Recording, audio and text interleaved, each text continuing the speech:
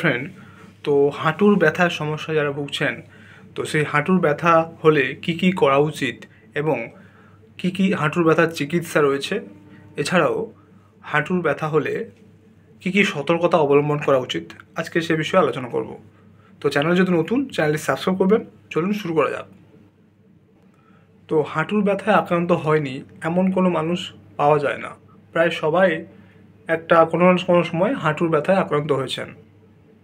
তো এই হাঁটু হচ্ছে আমাদের নি জয়েন্ট। এটা আমাদের ফিমার এবং টিবিয়া এবং ফিবুলা এই তিনটে হাড়ের সংমিশ্রণে তৈরি হয় হাঁটু, বা যেটা আমাদের নি জয়েন্ট। তো এই তিনটে হাড়কে রক্ষা করার জন্য একটা ছোট্ট হাড় রয়েছে, সেটা হচ্ছে প্যাটেলা। এছাড়াও এর মধ্যে রয়েছে ক্যাপসুল, লিগামেন্ট এবং টেন্ডন। এছাড়াও এই জয়েন্টের ভেতরে রয়েছে সাইনোভিয়াল ফ্লুইড। তো এই ফ্লুইড আমাদের জয়েন্টকে লুব্রিক্যান্ট হিসাবে কাজ করে।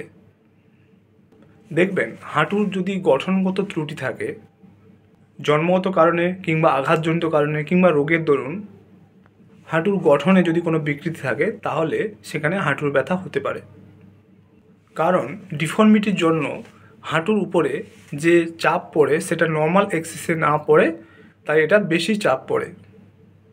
এর ফলে লিগামেন্ট, মাসেল, টেন্ডন এই সমস্ত জিনিসে খুব বেশি পরিমাণে চাপ পড়ে এবং ব্যথার সৃষ্টি হয়। অন্যান্য কারণের মধ্যে আঘাত লাগা হাঁটু ব্যথার জন্য দায়ী। যেমন হঠাৎ করে পা পিছলে পড়ে গেলে, সাইকেল থেকে পড়ে গেলে, কিংবা ফ্র্যাকচার হলে, কিংবা লিগামেন্টের স্প্রেন হলে সেখানে ব্যথার সৃষ্টি হয়। এছাড়াও বিভিন্ন খেলাধুলার মাধ্যমে, যেমন স্পোর্টস ইনজুরি, যেমন ACL লিগামেন্ট ইনজুরি ইত্যাদি নানা কারণে হাঁটুতে ব্যথার সৃষ্টি হয়।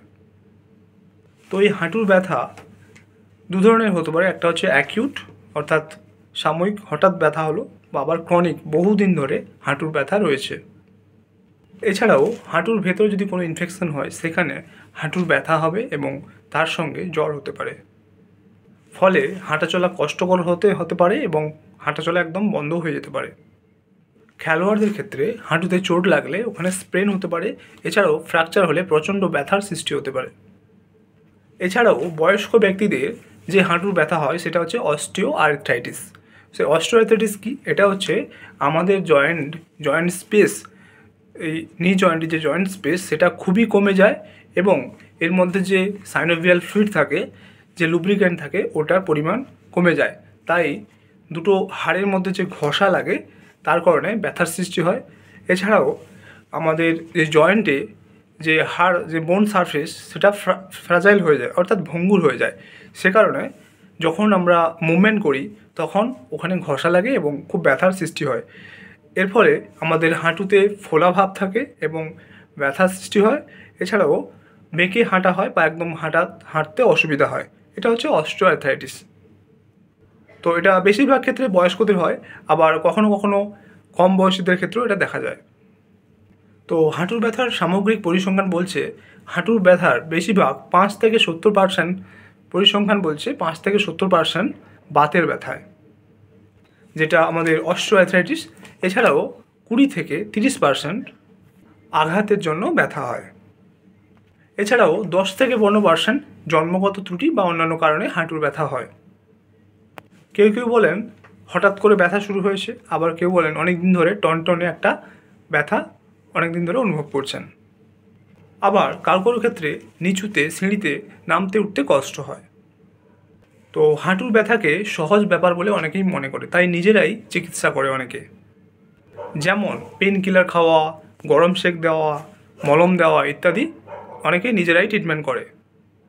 তো এরকম অর্থহীন চিকিৎসার কারণে পরিস্থিতি আরও গুরুত্বপূর্ণ হয়ে যেতে পারে। তাই হাঁটুতে ক্রমশ ব্যথা বৃদ্ধি পেতে থাকলে ডক্টরের পরামর্শ নিন।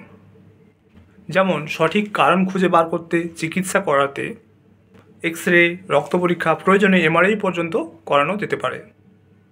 এছাড়াও কার্টিলেজ বা লিগামেন্ট ছিঁড়ে গেলে অর্থোস্কোপির সাহায্যে ডায়াগনোসিস করতে হবে। এবারে হাঁটুর ব্যথা হলে কি কি চিকিৎসা করা যায়? সঠিক চিকিৎসার মাধ্যমে নিয়মিত রোগ প্রতিরক্ষা করা দরকার। যাদের হাঁটুতে বাঁক রয়েছে, যেটা হচ্ছে আমাদের জেনু ভালগাম বা জেনু ভ্যারাম বলা হয়, তো তাদের দ্রুত ফিজিওথেরাপি করা দরকার। প্রয়োজনে দরকার পড়লে অপারেশন পর্যন্ত করা যেতে পারে। তো হাঁটু ব্যথা যদি সাধারণ পর্যায়ে হয় তাহলে সেক্ষেত্রে গরম জল বা ঠান্ডা জল প্রয়োগ করে ব্যথা কমানোর চেষ্টা করা যায়। অ্যানালজেসিক মলম ব্যথার জায়গায় দেওয়া ভালো, যেমন ডাইক্লোফেনাক অয়েনমেন্ট ইত্যাদি আরও অনেক কিছু রয়েছে। এছাড়াও দরকার মতো পেনকিলার চলবে এবং খেলোয়াড়দের ক্ষেত্রে দ্রুত ওই জায়গায় বরফ দেওয়া দরকার। যেমন 4-5 ঘন্টা অন্তর অন্তর 5 মিনিট ধরে 24 ঘন্টা বরফ দিতে হবে যেখানে ইনজুর বা যেখানে আঘাত লাগছে বা বিশেষ করে হাঁটুর যে জায়গাটায় ব্যথা হচ্ছে। এর সঙ্গে সঙ্গে ক্রেপ ব্যান্ডেজ এবং ফিজিওথেরাপির বিশেষ ভূমিকা রয়েছে। তবে হাঁটুর অবস্থা বুঝে চিকিৎসা করবেন, রোগীর ঠিক কী ধরনের চিকিৎসা প্রয়োজন। হাঁটুর ব্যথা বিশেষ করে অস্টিও আর্থ্রাইটিস এই সমস্ত ক্ষেত্রে ফিজিওথেরাপি গুরুত্বপূর্ণ ভূমিকা পালন করে। তবে ওই অস্টিও আর্থ্রাইটিস যদি গ্রেড 1 বা 2 থাকে তাহলে ফিজিওথেরাপিতে ভালো হয়ে যায় বা ভালো থাকতে পারেন।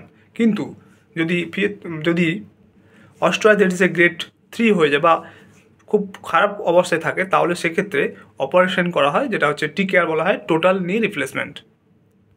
তাই আগে থেকে ট্রিটমেন্ট করলে, আগে থেকে ডায়াগনোসিস করে ট্রিটমেন্ট করলে খুব ভালো থাকা যায় ফিজিওথেরাপির মাধ্যমে। এবার হাঁটুর ব্যথার প্রতিরোধে কী কী সতর্কতা অবলম্বন করবেন, অর্থাৎ কোন কোন নিয়মগুলো মানলে হাঁটুর ব্যথা থেকে রেহাই পাবেন এবং ভালো থাকবেন, চলুন দেখে না যাক। 1 নম্বর হচ্ছে হাঁটুতে বেশি চাপ দিয়ে অনেকক্ষণ কাজ করা চলবে না। যেমন মহিলাদের অনেকক্ষণ দাঁড়িয়ে থেকে রান্না করা চলবে না। মাঝে মাঝে বসতে পারেন, তারপরে আবার দাঁড়িয়ে রান্না করতে পারেন। মাঝে মাঝে টুলে বসে বিশ্রাম নিয়ে কাজ করতে হবে, অনেকক্ষণ দাঁড়িয়ে থাকা যাবে না। সিঁড়ি ভাঙা, ওঠানামা করা, হাঁটু মুড়ে অনেকক্ষণ ধরে বসে কাজ করা চলবে না। তো এগুলো করলে, বেশিক্ষণ বসে কাজ করলে হাঁটু মুড়ে, এতে ব্যথা বাড়বে। এছাড়াও হাঁটুর উপর জোর করে মালিশ করা চলবে না। তো সতর্কতা অবলম্বন করে যদি ব্যথা না কমে তাহলে অবস্থা বুঝে, কন্ডিশন বুঝে, কোন গ্রেডে রয়েছে বুঝে অপারেশন করা যেতে পারে। এর জন্য যে কোনো অর্থোপেডিক সার্জনকে বা অর্থোপেডিক ডক্টরকে আপনারা দেখাতে পারেন। প্রয়োজন হলে সেখানে TKR বা টোটাল নি রিপ্লেসমেন্ট করা যেতে পারে। কিন্তু প্রথমেই আপনারা ফিজিওথেরাপি বা কনজারভেটিভ ম্যানেজমেন্টের মাধ্যমে বা কিছু নিয়ম কানুন যেগুলো বললাম সেগুলো মেনে চললে অনেক ভালো থাকা যায়। আরেকটা হচ্ছে আপনাদের ওয়েট কমাতে হবে, অর্থাৎ সারা শরীরের যে সমস্ত ওয়েট সবই ওই নি জয়েন্টে বা আমাদের হাঁটুর মধ্য দিয়ে বহন করে, তাই ওয়েট কমানোর চেষ্টা করুন। এছাড়াও যে সমস্ত নিয়মগুলো বললাম সেগুলো অবশ্যই মেনে চলবেন যারা যারা হাঁটুর সমস্যায় ভুগছেন, হাঁটুর ব্যথায় ভুগছেন। তো আজকে জানলেন যে হাঁটুর ব্যথা কী কারণে ঠিক হয় এবং কত ধরনের হয়, এছাড়াও এর জন্য ঠিক কী ধরনের চিকিৎসা রয়েছে এবং কাকে আপনারা হাঁটুর ব্যথার জন্য দেখাতে পারেন, এবং হাঁটুর ব্যথার জন্য কী কী সতর্কতা আপনারা অবলম্বন করবেন, তাহলে ভালো থাকবেন। যে কোনো বয়সে, যে বয়সে আপনি থাকুন না কেন, এই সমস্ত নিয়ম মেনে চলুন যদি আপনার হাঁটুর সমস্যা হয়। তো আজকের ভিডিও এই পর্যন্ত। চ্যানেল যদি নতুন, চ্যানেলটি সাবস্ক্রাইব করবেন, ভিডিওতে ভালো থেকে লাইক করবেন। Thank you for watching.